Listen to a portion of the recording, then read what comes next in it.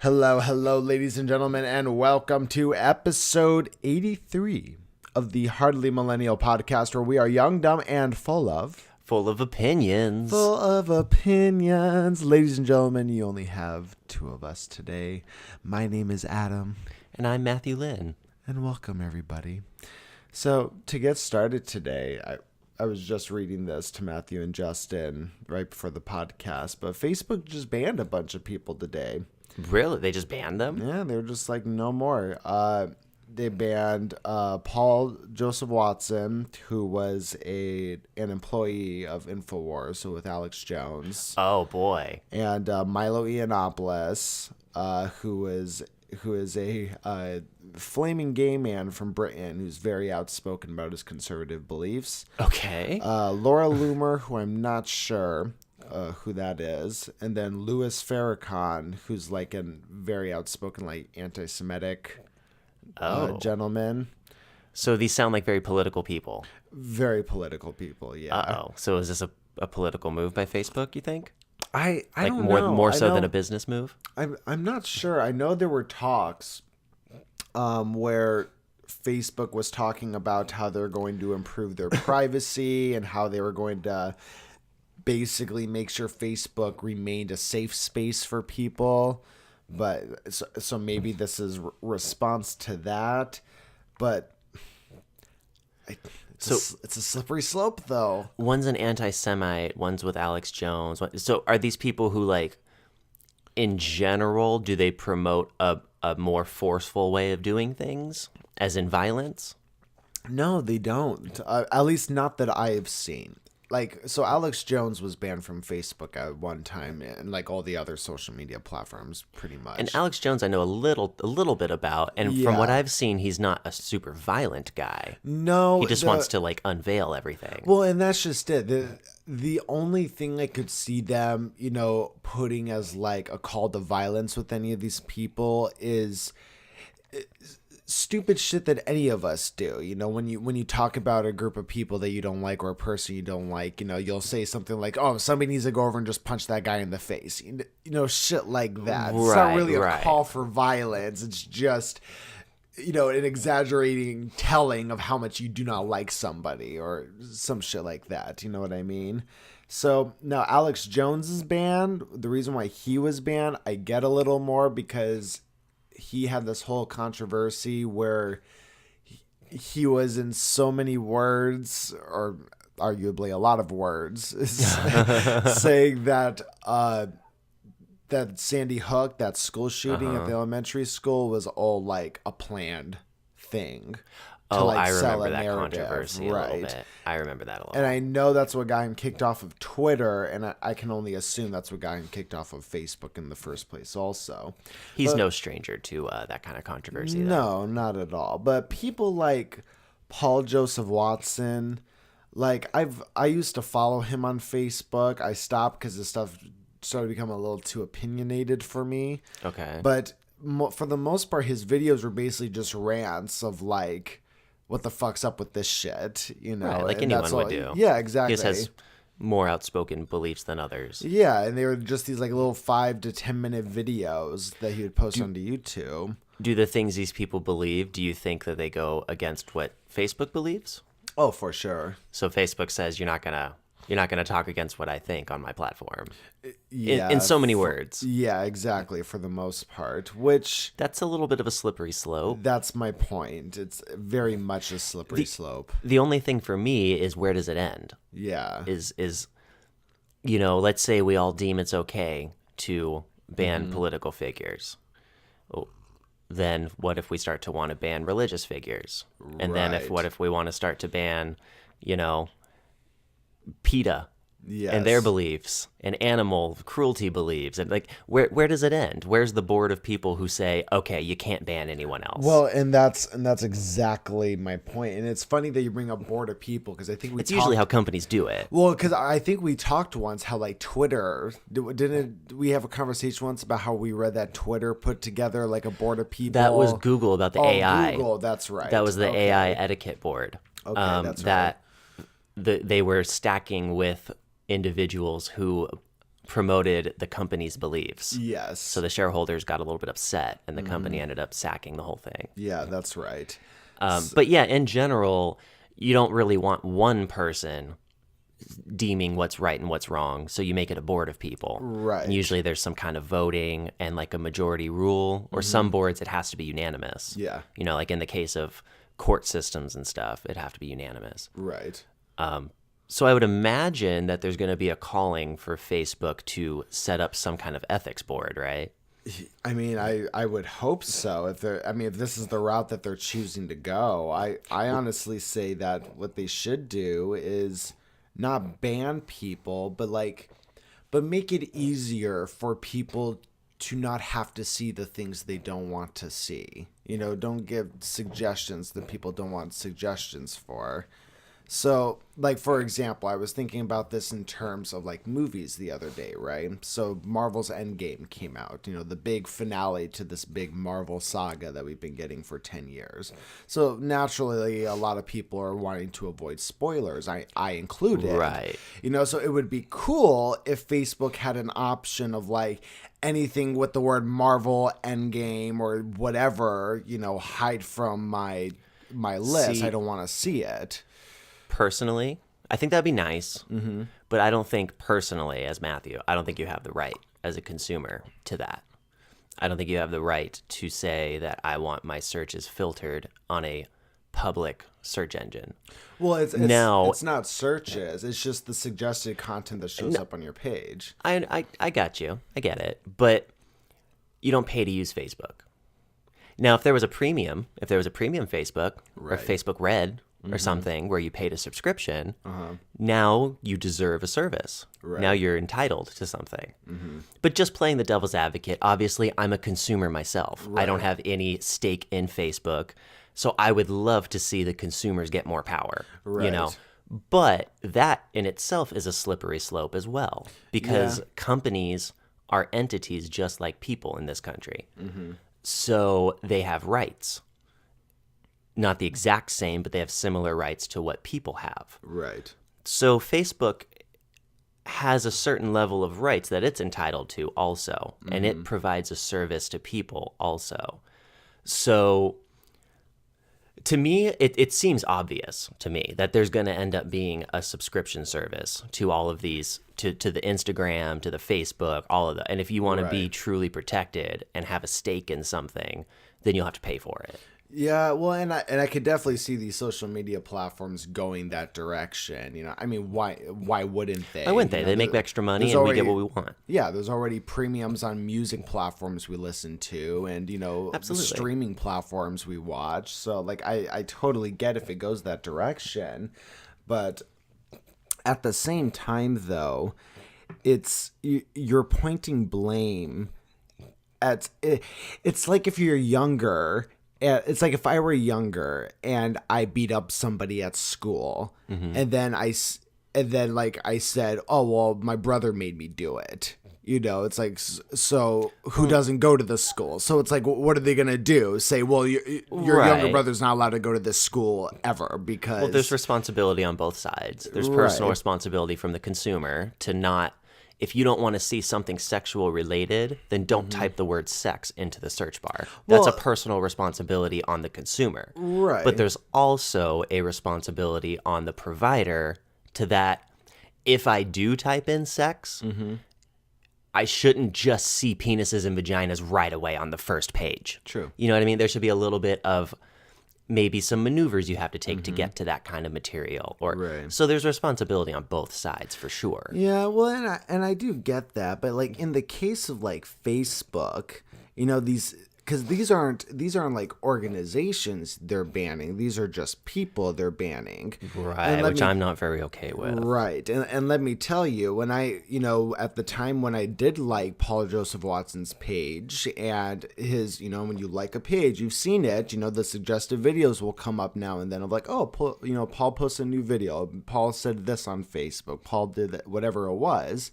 And then at the time when I decided I no longer wanted to see his stuff, I simply clicked unfollow, and I haven't seen any of his stuff since. Capitalism on the internet. So exactly. That's why I just preach things people don't like, you won't have a following, is the way that capitalism would say it. Right. Same way if you don't serve people in your restaurant that you don't like, you won't have a restaurant very long. Exactly. So that's why I guess I just didn't really see the issue of this call for violence thing, because it's just, if you don't like any of these people, don't follow their pages, and you're not going to see their stuff ever. It's not even going to be suggested to you. Let me ask you, just out of curiosity here. I'm not really sure how this answer is going to go. Okay. But there's no judgment either way. We're just talking about how we feel about things here. How would you personally, as Adam, feel about a nationalized social media platform? Meaning, so the government has certain roles in society that are deemed unsuitable for civilians to do, so the government does it. Things like running a military, electricity, stuff like that. Okay. Right. And in America, we like to privatize as much as totally possible. Right. You know, our core is to keep the big government out in general and to let let capitalism do its thing. Do you think that social media is becoming one of those things that are starting to get out of the hands of civilians? Yes. And needed to be run by the government? Yes. So funded by taxpayer money, so that now we all have certain rights on that platform because we all pay into it. Yes. Not so much. It'd be interesting. Well, and I think that's just the way it's going to naturally happen. You think so? It's becoming that? Well, what I think they should do, and the way that I think you make it work, is just how we have a constitution with our United States that doesn't budge, and that's, you know, the basis of everything that America's built on. Right. I think there needs to be a separate constitution that applies to social media stuff. Well, we could have an internet article in the Constitution. I mean, so I guess you wouldn't call it an article. You would call it it would almost be an amendment. It would be another right, like your second right, your third right. But I think just adding like another amendment though would be too vague. Like I'm saying like how we have, you know, the first one's, you know, freedom of speech. The second one's is the same thing with how a social media should be run, so that I think the government needs to address it in some way. Yes. So I mean, the forefathers had absolutely zero concept of the internet. They had electricity. Yeah. But that's about it. That's as far as they could comprehend the internet. Yeah. Right? So there was absolutely no way that they could have possibly written legislation. I butcher that word every time I say it. But they couldn't have written laws about social media and the internet because there was no concept. Right. So, but what they did do is they gave us a document, the law of the land, that's living. So it's malleable. You can change it. Yes. So it's like they intended for these things to happen. They knew things were going to come around and technology was going to develop that they didn't have words for at that time. Right. So they set us up a system that we could take care of it when it came. And so far, since the 90s, when the internet started becoming a thing, we haven't really addressed it on a federal level. No. Well, and the problem is right now you have these social media platforms that are, you know, for the most part run by one person, one single individual who are making the decisions saying, well, we don't want this on the platform, or we don't want this on the platform.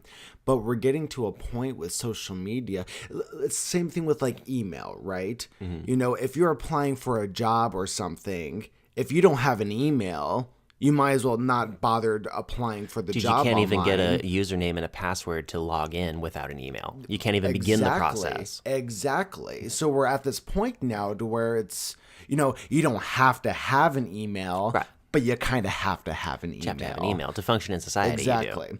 And I would Same argue, thing with driver's licenses. Yeah. There's been many things throughout history that have been that way. And I would argue that social media is quickly becoming the same way. Maybe right now in the present, it's not something that you have to, you know, be a part of society, but we're getting there quick. Dude, I really think that I was one of the last of the Mohicans in holding out not having social media. I didn't start social media until we launched Hardly Millennial. Yeah. Which was about 80 days ago now. Yeah. Okay, so just shy of 3 months is as long as I've even had Facebook downloaded on my phone. I never touched it for years before that. Right. I'm 26 years old, so it, even for me, it came to a point where for the longest time I didn't need it, and I still don't need it, Right. but we wouldn't be able to do what we're doing with Hardly Millennial without the resources that Facebook gives. Oh yeah. So it is almost necessary. And there are definitely certain job professions where it absolutely is. For sure. Because like I've gone through stages before where like the Facebook that I currently have now, I think this is like my third Facebook. You know, really? I've gone through the process of totally deleting my Facebook, going however long without it, and then eventually getting one again. And a lot of the things that always brought me back to getting one again was for networking, for the Yeah. kind of work that I do. You know, I do work in media and in film. Dude, it's so easy. You can instantly talk to anyone around the Yes, world. and It's fucking instantly amazing. see the other work that people are doing. You can share your own work. Oh, yeah. You know, so I would argue that if you're trying to get work in the film industry, regardless of your age, you need social media. Yeah, unless your plan is to just by happen chance be in the right place at the right time, unless you're banking on that happening. Yeah. If you want to have any kind of control over your networking and where you go in life, you have to be able to talk to people. Yes. And Facebook allows you to talk to people, I mean, which is super powerful. yeah. And I mean, hell, even when I first applied for this job as being a barista, you know, my boss is very open about the fact that every single time somebody applies, the first thing she does is goes onto their Facebook to see who she's going to be talking to. You know, and like, I mean, I don't blame her. I'm sure there's plenty of bosses out there that do it. Yeah, some of the bigger know? companies, like I know Google does it, and they're a huge company. I'm sure there's many other large companies. They have an entire department that is for that. Yeah. They look at their employees' Facebooks. Yeah. Not just when they're hiring them, but even while they work there. Make sure there's no slander and Well, as far as I know, there's no kind of privacy laws that protect anyone against that. Yeah. Once you put something on social media, there it's kind of forever, expected that anyone can see it. They're getting a little bit better now. The actual company is starting to get forced to put more privacy settings in there. But at the end of the day, if you put something on the internet, you should expect that everyone's going to see it and has access to it forever. Yes, absolutely. I think most of us follow that guideline when we use the internet. And I really think most internet users don't have an issue with using the internet. I think so too. I think the vast majority of us get a lot more benefit out of the internet than stress. Which is exactly why I think it's just one of those things now where it's like you just kind of need it, you know. It just needs to be regulated like anything else. Yes. When my dad was a kid, he talked about that you could go to the dump. You could go to the city dump where they take the trash, and you could go there and you could walk around, you could grab stuff out of the dump and take it home. If there was a bike that was half broken, or you could just take shit and you could fix it up and you can use it, and nobody gave any shits about it. And then one day there were some guys and they fell and they got fucked up and they got hurt. Yep. And the people who own the dump is the city. So it's the city government. It's something that's deemed out of the realm of civilians to run. So they needed to regulate the situation. And they made it so that across the board, now it's illegal. You can't go to the dump and take anything home. Right. Because one person messed it up for everyone.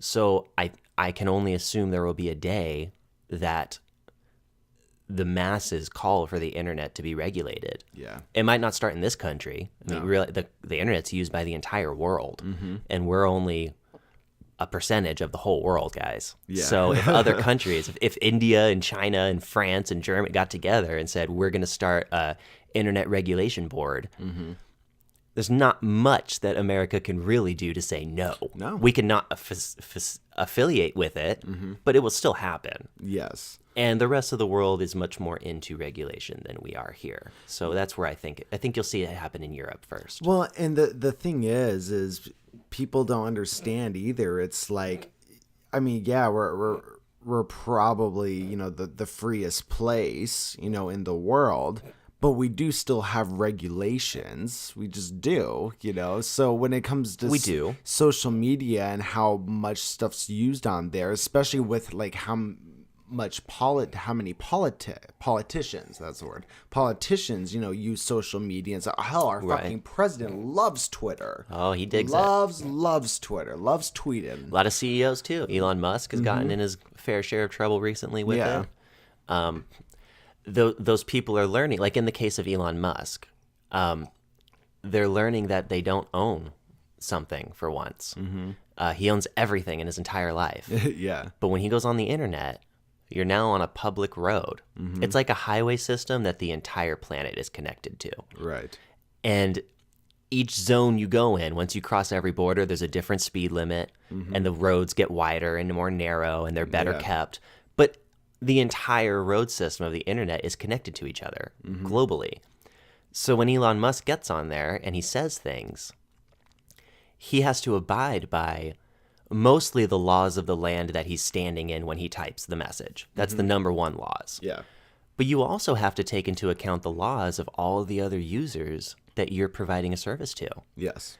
you know? And it's hard for Facebook because it's not just one set of rules they have to follow. They have to follow 240 different sets. There's 240 some odd countries Yeah. that the UN recognizes. They have to follow a different set of rules for every one of those countries. Yeah. So I feel for them, but at the same time, they're a massive multi-billion-dollar conglomerate, and they need to be held accountable Yes. at a certain point. And I agree They do. with They that. have the resources to change it, so they should be held accountable for it. And I agree. I just think, you know, and honestly, the point is kind of mute anyway, because at least in regards to Facebook, because I do think we're going to get to a point where you're going to have to regulate social media to a point, but I think Facebook's going to be long gone by the time that happens. I think there will be a new iteration. I'm kind of honestly surprised. I mean, congratulations to them that Facebook has lasted this long as the top dog. Well, but I'll tell you why it's going away now, because I hear this more and more and more and more. As a barista, you know, coffee shops are typically home to employees who are anywhere between the ages of 18 and 20. Yeah, it's a And younger crowd. Just like any other job, you know, we have a turnover rate at mine, so I meet a lot of 18 to 20-year-olds, you know, Right. through my past couple years of working at this job. And I've been told more than once in regards to Facebook of one particular girl who started told me, and she wasn't even 18, 20, she's like 22, 23, I think. And I had mentioned like I had a Facebook or something. Somehow we got on the topic. And she goes, that's such old people stuff. You know, she goes, Instagram's where it's at. And I've been told that by multiple younger gram is where it's people. at. The gram is where it's Yeah, at. but yeah. who owns Instagram?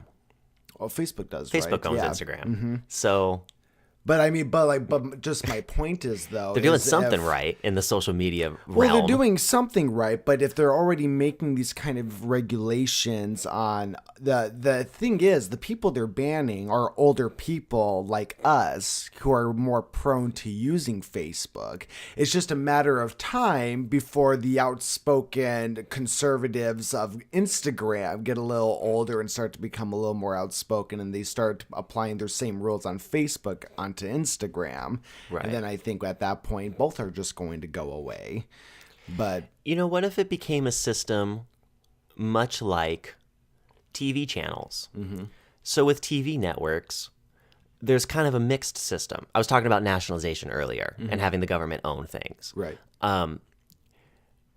With our television channels in this country, I know, we have a mixed system where you have things like PBS, public broadcasting, which is financed by viewers like you, they always say. It's donation run. And I don't know that it's completely run by the government, but it's a government Like affiliated channel. They get a lot of funding from the government, and they're supposed to help society and teach things. Right. You don't ever see war movies on PBS. It's always something Right. educational. It's public broadcasting. Yeah. I know in the UK they have like BBC, which is British broadcasting. which is a news network, but I believe that it's very affiliated with the government, or at least funded partially by the government. I believe that's correct, yeah. But then most of our television channels in this country are privately run. You have all kinds of ones. You have Showtime, you have fucking Fox. Right. Oprah Winfrey has her own network. You could just Yeah. you can just start your own network if you want on television if you have enough money. Right. So why not mimic some kind of system like that onto social media? Well, I think that's what YouTube's trying to do right now. Really? Well, because so obviously YouTube already has the channel thing, right? You create a Yes. YouTube account, you have Which is a your very good channel. example. That's literally a channel. Yeah. But they're going a little step further, and I know I've brought this up to you a couple times, where all of a sudden people who I'm subscribed to, it used to be if you just saw a new video, you'd be scrolling through and it'd be like, oh, Game Grumps has a new video, or Joe Rogan has a new video. Right. But now you're able to actually just post onto YouTube or post a picture onto YouTube. So now I'll be scrolling, and I remember the first time I saw it, it was like a picture from Game Grumps, and I went to click on it, and like it wasn't taking me to like the video link, and I was like, what the fuck? And then I realized like, oh, this is literally just a post. So it's becoming more social networky. At least that's what they're trying to do. That's dope. Yeah. But that would be another example of private Yeah. entity doing a good job in that realm. Well, and at the same time, too, it doesn't really differ from Facebook too much if that ends up taking off. Because, I mean, all it's going to be is just, backwards. Whereas Facebook started this post first and then added videos later. YouTube's just going to be videos first and then they added posts later. But, I mean, I do see what you mean, though. And I think there are companies out there that are kind of trying to make that happen. Because I think something a lot of people don't realize is, when you think of social media, you think of the four main ones. You think of Facebook, Instagram, Twitter, or Snapchat are probably the big ones. And Snapchat's going away pretty quickly at this point. Okay. But the thing is, there's tons of social media sites out there. There's tons of them. And different ones that people are trying to create and get off the ground and everything. But, when somebody has their, feet rooted in, Facebook and Instagram and, the four main ones right now, nobody's really willing to, dip their feet in a fifth one. But if more of those kind of take off and, do their own thing, you might see kind of a change. I know there's one particular person, and I can't remember what the social media platform's called, but the way that he runs it is through like a blockchain system. Okay. So he basically makes the coding of how they created the social media thing available for everybody, and everybody can kind of go in there and make mods. Oh, it's open source. Open source. It's an open source social media network. And they have a team still that will regulate the changes and everything and make sure So think Wikipedia crazy. of social networking. Yeah, a little bit, exactly. So I could see us kind of going that direction, but the only way I could see us jumping on the train of like a blockchain social media is one, the platform has to obviously be very user friendly, which I think a lot of the social media networks out there lack, which is why they're not big. And two, Facebook and these big ones right now have to really do something to piss people off to get them to get off of those social media networks and look to find something else. Well, it's a little worrying when losing millions of accounts' information and, picking and choosing who you're banning from that, when those things are not enough of a red flag to get people to start looking for something else. Yes. That to me shows a change in the way society thinks in general. Yeah. From the way it used to. I think back in the past, if they were presented a situation like this, there would be an outcry of somebody fix this. Yeah. We don't care if it's the government. We don't care if it's the company. The people aren't going to do it. We're not taking responsibility for it. We run the fucking show in this country. Somebody fix it. Yeah. Now, you don't see that as much anymore. No, not at all. Now it's very much, well, they lost my information. I'm not going to delete it. I need Facebook. Right? Yeah. It's very much we need them, not they need us. Well, and I think that's a good way to put it. And I was just going to say, I think the reason you don't see that kind of, uprising, so to speak, is because I think it's out of fear. There are people who have had, their Facebook accounts for, 10 years now. Oh, yeah. They have, and nobody has hard copied pictures anymore. All of their pictures and stuff are on Facebook. They get to look at memories. That's how sometimes it's the only way family is able to interact with each other. It sounds like very secure. It sounds like security. Yeah. And a lot of times, in order to gain more security, you have to give up more freedoms. Yeah. So that's exactly the current why generation has the current generation has chosen how much freedoms they're willing to give up in order to feel secure in their communities and their networks online. And that's what's scary. And they are willing to have their private information no longer be private. Mm-hmm. They're willing to do that. Yeah. I personally think it's because they're young and they don't understand what they're doing. But once you give up a right, it's a fucking hell of a bitch getting that right back. Yes. Usually there's a lot of strife. People go to jail. Sometimes people die to get rights back. Well, but you can give up a right overnight. Yes. It's very easy. Well, and like I said, that's the scary thing. So just be careful how much you give up. Because right now, the rights that people are giving up is all based off of, online stuff. It's for convenience now. For convenience, exactly. Yeah, absolutely. So but that goes back to the slippery slope thing, because it starts online and then it starts to bleed out into reality. Dude, mankind has discovered this over and over and over. Yes. We have over 12 different kinds of governments that all run relatively successfully in their own way across the globe. We've tried with different religious systems. There's multiple different financial systems that all work in their own way. People always come to a fork in the road of security or freedom. Yeah. And it's this constant give and take in different areas to try to make the life that you want to have for your country, and I guess that's where the concept of voting came in, right? No one's ever going to agree unanimously. So for the most part, human beings, we figured out that we vote, and that's how you make the most people happy. Yeah. Well, that's certainly what's happening right now. The thing with the people who Facebook banned too that really bothers me is it would be one thing, like if Facebook was like, okay, we're going to start banning people, who are hate speech, whatever, and I almost would have liked it more if when I was reading off the names of the people they were banning, if it was a bunch of names that I didn't recognize. I mean, 240 some countries all, operating on Facebook in some way, shape, or form. And the people you chose was the gay guy from Britain who's been very open about being a troll and a provocateur, or Paul Joseph Watson, who just says unpopular things in YouTube videos sometimes, and like I said, I don't know who Laura Loomer is, but like, those are the people, like, in your first steps here, like, those are the ones that you were like, nope, they're too dangerous from Facebook. It's like, I'm pretty sure that if I, dumb little Adam here did a little research and looked into Facebook to see who was on Facebook and who was saying what and the different kind of groups, Facebook groups that existed, I'm pretty confident that I'd be able to find some shit way worse and way more bluntly, inciting violence than those four fucking people. I bet you could probably go on Facebook and find 10 different ISIS affiliated pages or within an hour. Or with very little actual research, you could probably stumble across them. Yes.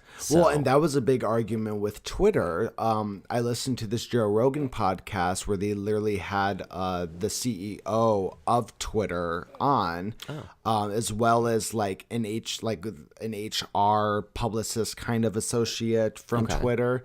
And then Joe Rogan had his good friend on who was like a journalist. They were like, you can't go and speak unless you take Sally with you. Yeah. Well, you better take the lawyer. So that's exactly what happened. Well, and just some context here. The whole reason why Joe Rogan even did this was because one of his big sponsors is this app called the Cash App, which is basically like, a third party kind of bank type of thing. Yeah. It's like an app you can download, but it's owned by the CEO of Twitter. Oh. So he was getting a lot of this like, oh, you're in cahoots with Twitter and their views and stuff like that. So he felt like he had to do this thing of like, okay, well, I'm going to have this guy like giving this, I can't remember the CEO's name, but giving the CEO, you know, grilling him with questions and stuff.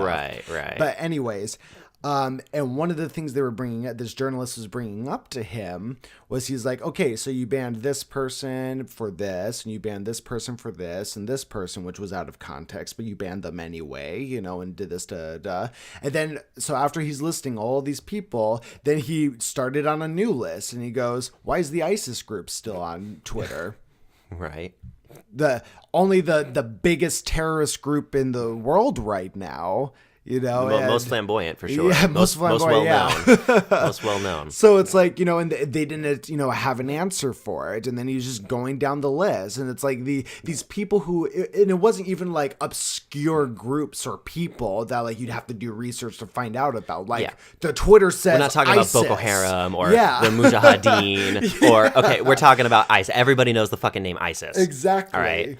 You know, but like they couldn't give an answer. But meanwhile, they're too busy, you know, banning Alex Jones or Milo Yiannopoulos for calling Leslie Jones a man, you know, and shit like that. I don't think that Alex Jones has ever killed anyone. No. Or recorded himself hurting anybody. Exactly.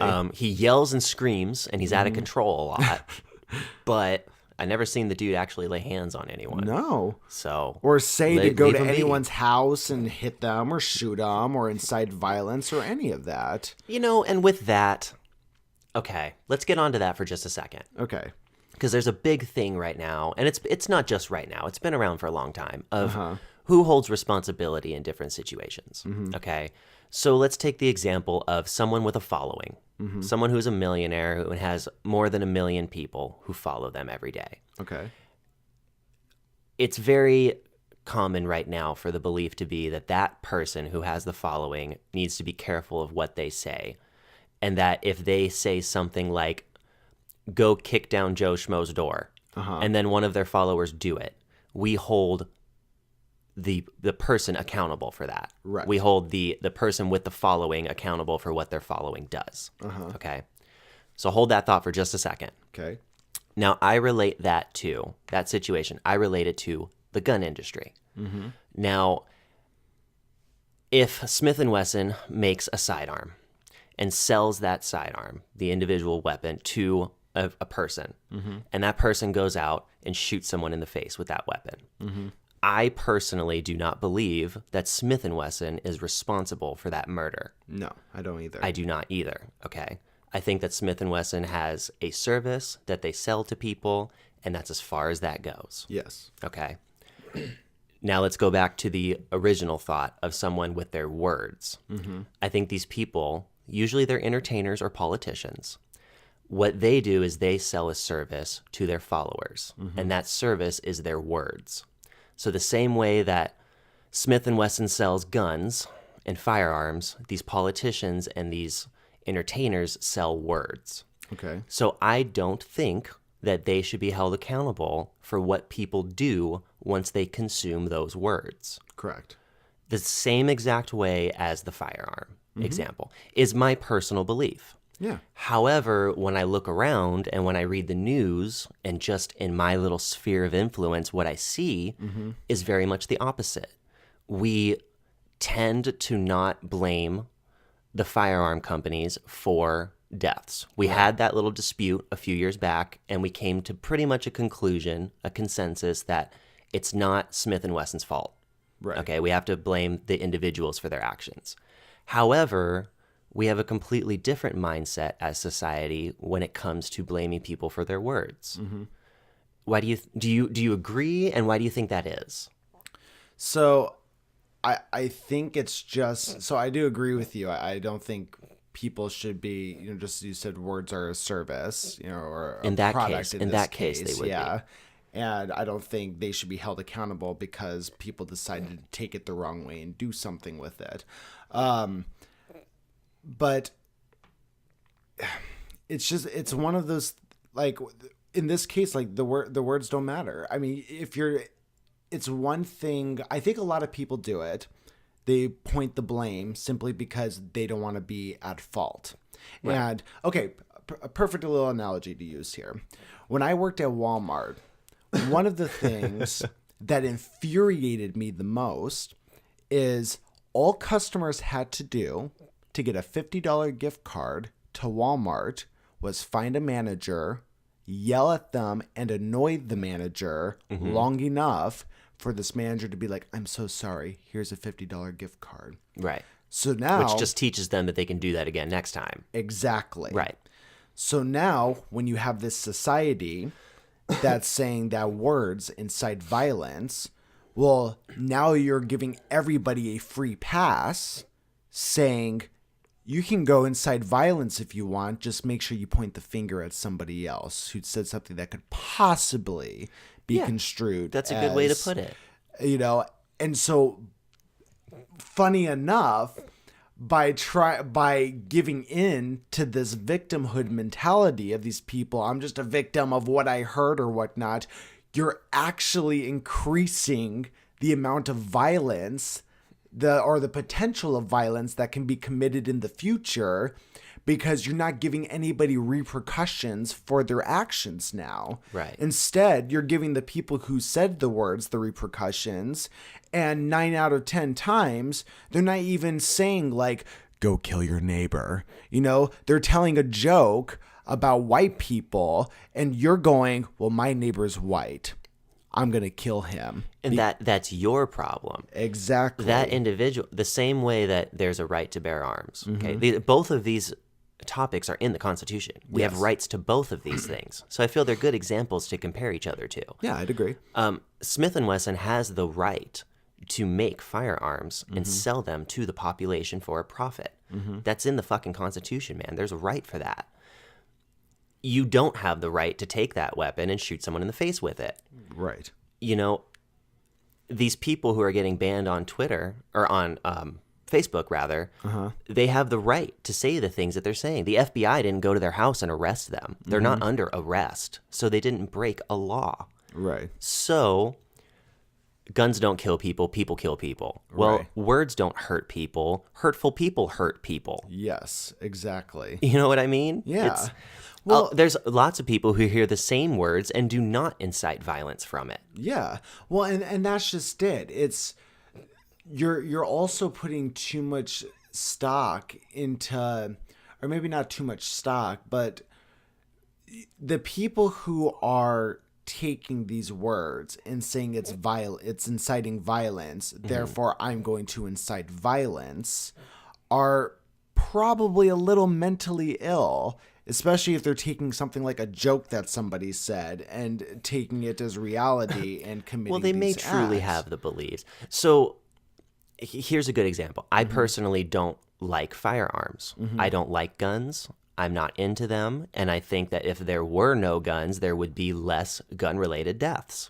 I personally think that mathematically works out. So I choose to not partake in purchasing a firearm. I don't own any. You know what I mean? So that's how I practice my rights against what I don't believe in. So you could do the same thing with social media. Right. Don't follow those pages. Don't share those posts to your friends. Yeah.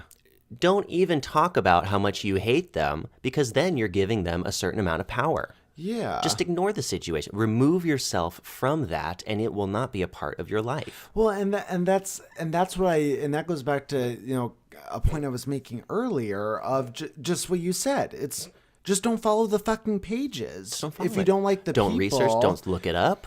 you Remove know, it from yourself. Yeah. And so I could see the argument being made now that, okay, well, the people who are following these people are maybe commenting on there's a discussion going on, one of the, you know, Paul Joseph Watson's videos about, oh, we should kill all, you know, social justice warriors or blah, blah, whatever it is.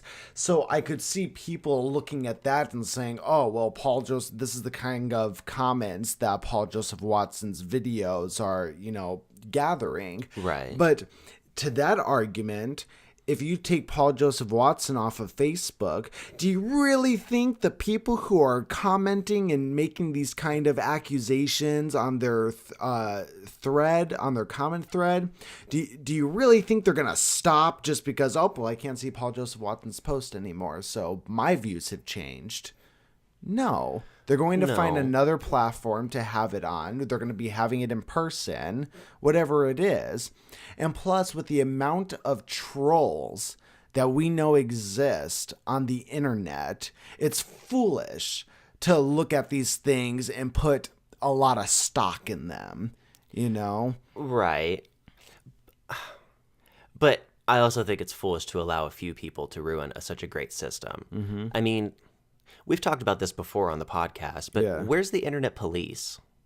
Where's that goes back to regulation. Where's the entity that just says, hey, you broke a rule, here's a punishment real quick. Mm-hmm. Here's a ticket. Here's something to make you follow the rules. Right. I mean, why do we stop at red lights? Right. Really, honestly, why do we do it? Like, there's nothing physically stopping you. Right. There's no traffic coming in either direction. There's been many times at night, I know I've been driving, and probably everyone else who drives has thought this at some point of, I could just fucking go right now. Yeah. There's literally nobody around. But you don't. You don't go until that fucking light turns green. Exactly. Because you've been trained. Mm-hmm. We just need to train people to act better in a social place like the internet. Well, and that's just it. And that's why I think you have this it's problem simple. right now where, you're it's absolutely really not right. crazy. Well, and we're punishing the wrong people. Yes, I agree. We're punishing the people whose words are being taken out of context. And we're not doing anything to the people who are committing the crimes, you know? It's like, if somebody commits a crime, you know, when you watch the news in regards to that, and let's say this person is saying, oh, well, I did it because Milo Yiannopoulos said this online, so I took it upon myself to act, right? When you watch the news now of these people who are doing any of these kind of acts, they're not saying like, oh, this gentleman's been convicted of murder. They're going, this man listened to something Milo Yiannopoulos said, so then he killed somebody. So they're automatically saying, well, it's Milo's fault. Leave Milo out of it. Mm-hmm. It ended with that person as soon as that person said the words. Yes.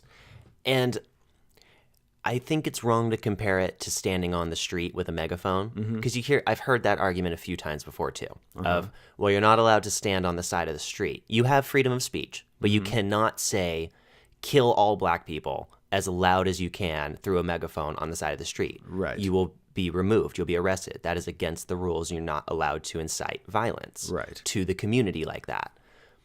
But I think it's wrong to compare that to the internet because you can choose what you want to hear on the internet. Yes. I can't choose what I hear when I'm stopped at a red light with my window down and you're on a megaphone on the side of the street. Right. We're in a common place.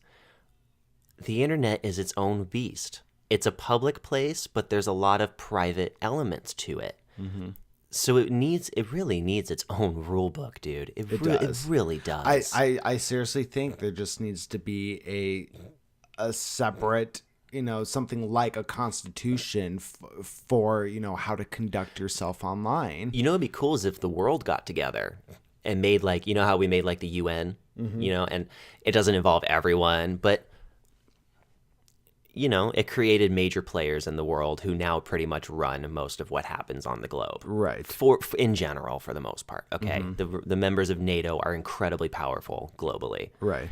So it would be really cool to set up some kind of treaty or agreement between the G20, the top 20 economies in the world, who had a set of rules for the internet. Just, you know, the International Internet Treaty, called the IIT or something, where it's just a common set of rules put in place. And maybe not even start with police. Let's maybe not even go there. Let's just set up a rule book first and then worry about how to instill those rules. Yeah. You know what I mean? Well, I mean, I truly think that the internet should just be treated, or at least social media networks should just be treated the same way that like America treats public spaces. You know, if there are things you want to, I mean, because look at like the KKK, for example, right?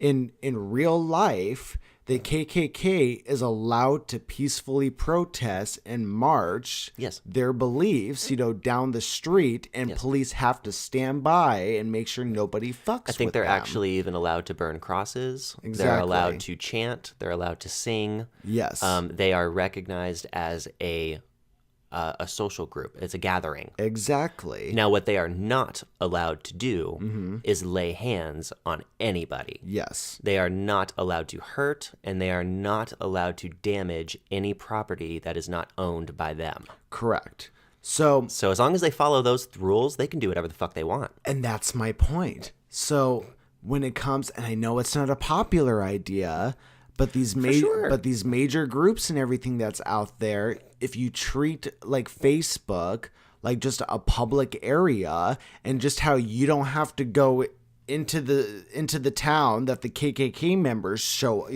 hang out at. You don't have to go to the groups that the KKK member created on Facebook, or that Paul Joseph Watson created on Facebook. If you treat it like a public space like that, I think you would honestly be fine. But the problem is, the people writing the rules right now are the people who created the platform, and they can change the rules anytime they fucking want. That's what makes the Constitution so unique and great for the United States, is because it's there, and you know, it's really fucking hard to change it. It's really hard to change it, but it's doable. If everyone Yeah. agrees, you'd be amazed how easy it is to change it. Right. The people hold 100% of the power in this country. Yes. We don't practice it very often. We really don't. At least in my lifetime, we haven't. No, you're right. But the politicians used to be afraid of us. Yes. They used to work for us. Truly. We just let them get away with too much now, to where they just... Well, they're smart. They're people just like we are, and they're intelligent, and they used the system that we gave them to slowly change it into a way that they have more and more power. Mm-hmm. There's some really cool political simulator games that you can look up, where you can do a lot of these things. You can practice these things with different countries in different ways. I play one of them. That's a French game. But yeah, life doesn't just work one way. No. There's many different ways that lead to success, Yes. you know, and that's why people are supposed to work together. Yeah. I think it'd be really cool if the world got together to tackle the increasing internet issue. Yes. And honestly, I think we're getting to a point, I think this banning on Facebook is the first step to that slippery slope, and I think we're going to slide all the way down to where we're going to start seeing that. Censorship in general is a very slippery slope. Yes. And it's a double-edged sword, because there is an element of it that's needed, but it can very quickly become too much. Yes. Censorship is a very, very double-edged sword. Yes, big time. Yeah. Well, on that note, we're going to wrap this up here, because Adam has things to do today. But thank you guys so much for listening to today's podcast. That was a fun one, man. I liked that was it. a fun. That time went by fast, too. Yeah, on I this enjoyed one. talking about that one. Hope it didn't piss in any Cheerios. I'm sure we did. Leave a comment down below if he pissed you off. Remember, you can follow us on all the social media platforms. And we do have a Patreon, www.patreon.com/HardlyMillennial. And any final thoughts, Matthew? Fuck it. We'll see you tomorrow, guys. Love ya. Bye-bye. Bye.